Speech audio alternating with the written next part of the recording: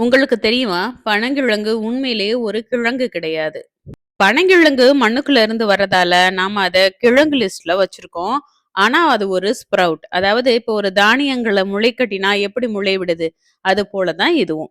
இந்த பனங்கிழங்கு தான் பிற்காலத்துல வேரா, இலையா, கிளையா, மரமா உருவாகுது. பனங்கிழங்கு முன்னெல்லாம் ரொம்ப சுலபமா கிடைச்சது. இப்ப ரொம்ப ரொம்ப ரேர் தான். நான் பட்டுக்கோட்டை பக்கம் நிறைய பனங்கிழங்க பார்த்தேன். அங்க தான் இத வாங்கணும்.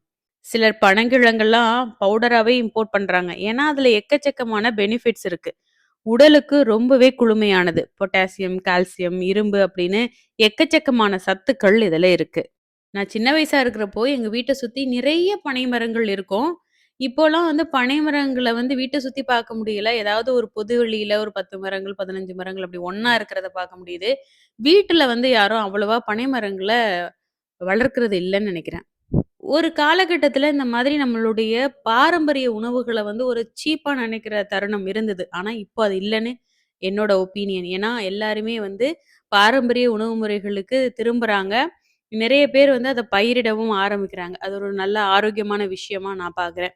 ஸோ உங்களுடைய கருத்து என்ன அப்படிங்கிறத கமெண்ட்ல சொல்லுங்க. நீங்க பனங்கிழங்குகள் சாப்பிட்டுருக்கிறீங்களா? இல்ல அதோடைய பயன்கள் ஏதாவது தெரிஞ்சா கூட என் கூட ஷேர் பண்ணுங்க. அப்ப நான் அடுத்த ஒரு நல்ல வீடியோல உங்கள சந்திக்கிறேன்.